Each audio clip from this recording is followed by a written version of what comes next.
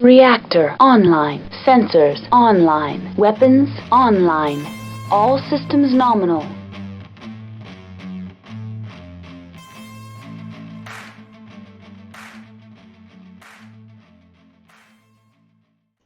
Hello everyone, Carrie here. Normally today we are doing 5-minute mechs. I've been getting behind on some of the development there, and I do apologize. But today I thought I would do something a little bit different. And I'm going to steal something from the Bovington Tank Museum, because I assume that there is a Bovington Mech Museum in BattleTech or something like it. A place where mechs are preserved for history. And today I'm going to talk about my 5 favorite mechs, in order from the 5th to the 1st most favorite. Starting off, we have the Mad Cat. Yes, I know the Mad Cat is cliched, it's everybody loves the Mad Cat, but that's not why I love the Mad Cat. I love the Mad Cat because it is the supposed pinnacle of clan design. At least many people look at it that way. It is supposed to be the perfect mech, and it has been the cover mech of BattleTech. Everybody loves the Mad Cat. Anybody who can field one fields it. But to be fair, it's not really a great mech. I mean, it's okay. It does its job. Against an inner sphere foe, it is absolutely terrifying.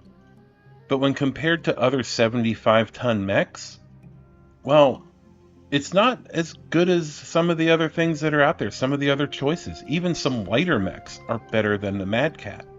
It doesn't have that great of heat. Well, it has great heat dissipation, but heat management on it can be a pain in the ass. And quite frankly, it's a good design aesthetically. Everybody loves how it looks. But in all honesty, it's just an average clan mech. Number 4, the Blackhawk KU.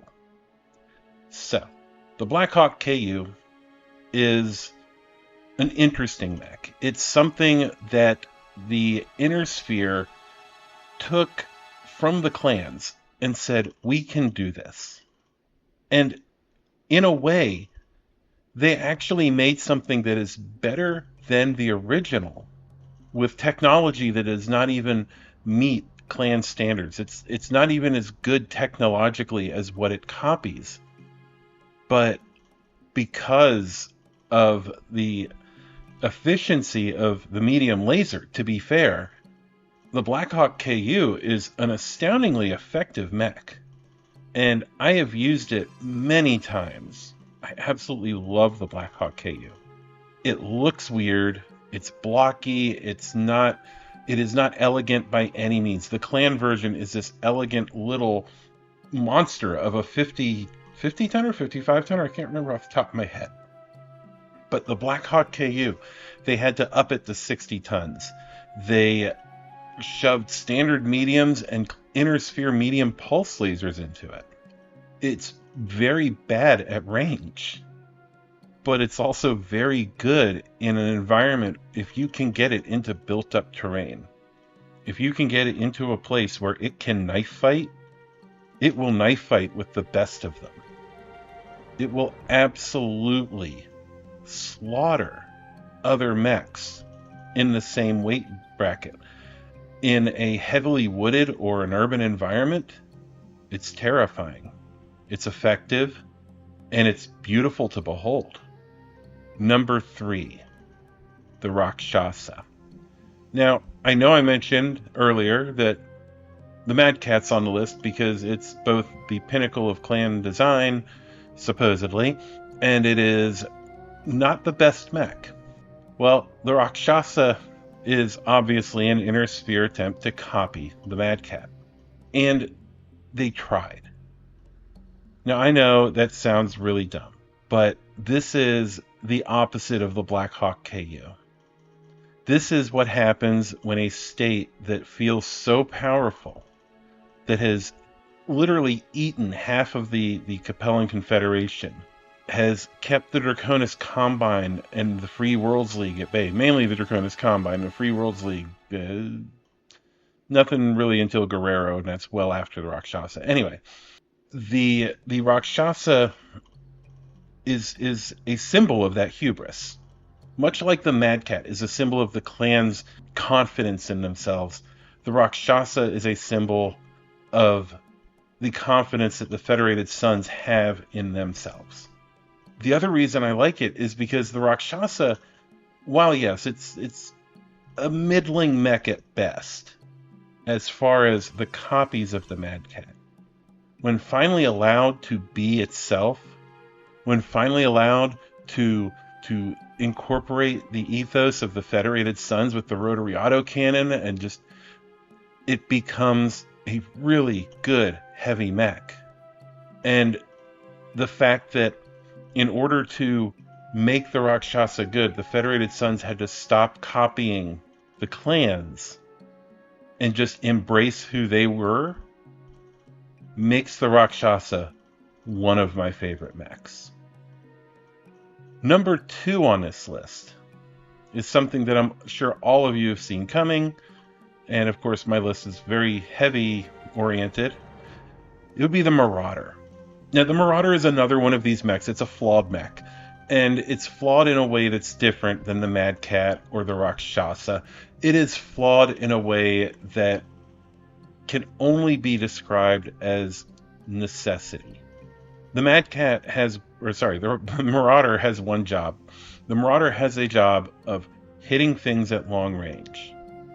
Also, it's something that everybody has one. Every great house has their version of the Marauder. The Marauder is like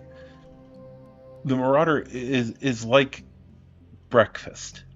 Everyone has it, and everyone does it differently. The Free Worlds League, the 4M, I believe it is, 2 SRM-6 launchers, medium lasers, and large lasers. It's a better Rakshasa. The Federated Sons smack a rotary autocannon on the roof and call it a day. And one of them has radical heat sinks, which is just really fun in Alpha Strike. How Steiner tries things with it, and I think Kurita pretty much just uses the plain old Marauder, and House Leao had so few Marauders that they were using parts of them to build other mechs, like the Cataphract. So the Marauder is something that everybody in the Inner Sphere uses. It's been copied by the clans. It's had a sequel design made of it because it's so good that it must be better if you just make it bigger. And that goes for both the Marauder 2 and the Marauder 2C. This is the mech that captures something about, I don't know what to call it. It's like lightning in a bottle. Is it effective? It depends on the variant. The Marauder, the 2R and the 2T are highly effective. The 3R it's okay. The Davian version, it's a large laser and it swaps out the autocannon, is actually pretty good, and you don't have ammunition anymore. And then of course they also have the later ones where they were just smacking everything onto it that had the word autocannon in it. House Steiner, let's see if we can shove a Gauss rifle in there. One of the most famous mech warriors in the entire setting piloted a Marauder. I don't know what else to say about it, except that it is one of my favorite mechs. Finally, we get to number 1. And number 1, you would expect the most wonderful, the greatest, the most magical mech that exists. I give you the Champion. The Champion is not good, by any means, until you get to the Royal variant or the 1NB, the 1N2, where they've either swapped it out with double heat sinks like the 1N2, or you've completely reworked the mech like the Royal variant, where now it jumps and it has a Gauss rifle and an ERPPC. The Champion, it's a medium mech that's a heavy mech. It's almost like the Blackhawk KU of its time, except it didn't work. The Shadowhawk does what the champion does better. I think that's something that I like about this design, but also the aesthetics of it. It looks like a fighter jet, grew legs, lost its tail, and became a mech. Like, you know what? I'm done with this flying around shit. I'm down here on the ground. I'm gonna fight people. It's a fighter jet that wants to throw hands, and it's not a land air mech. Now, mind you, they did try to make a land air mech out of it. And Clan Jade Falcon essentially made not quite a lamb out of it, but it's still derpy. It's still weird. It's still just so awkward. But in the right hands, somebody who knows what they're doing with it, it can actually be scary. The LB-10X autocannon, the SRM-6, this thing is a crit hunter. It doesn't go into fight to actually be in the front. No, it lets its big brothers do that. It lets the Atlas, the Awesome, even the Marauder do the big damage. And then it comes in, it's a kill stealer. It comes in and it crits things to death.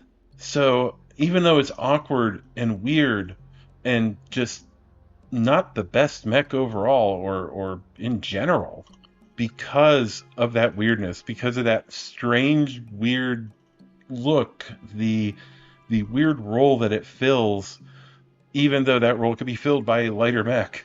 I love the champion. It is my favorite mech. So that's my 5 favorite mechs. I appreciate you all listening, watching. You know, this is just fun to do, and it's something fun to do while I'm trying to get some other stuff done, and also because if I don't put out a video, YouTube apparently thinks I die. So there's that. I hope that you enjoyed it, and I really want to thank my sponsor, Fortress Miniatures and Games. I want to thank all my patrons, my channel members.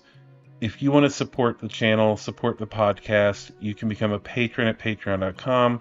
You can go and become a channel member here on YouTube. I just want to thank you all for listening, and I would love to hear your 5 favorite mechs. Thank you to my patrons.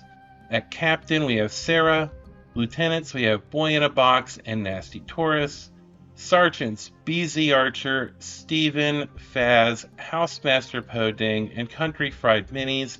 And our cadets, Scott, Jamie, NB Kaiju, Domini, and Brother Carr. I also want to thank my channel members, Miss J. Speechly, Anonymous Only Agent, and Greg Swars. And finally, Unicorn Company's sponsor, Fortress Miniatures and Games. Check them out. They're a huge supporter of the community and the best place to get all your BattleTech needs taken care of. If you want to support Unicorn Company, you can become a channel member here on YouTube or a patron at patreon.com/Unicorn Company. Links to my sponsors, also Country Fried Minis and Scott's Game Room, will be in the description. Thank you all, and stay safe out there, Mech Warriors. This is Carrie, signing off.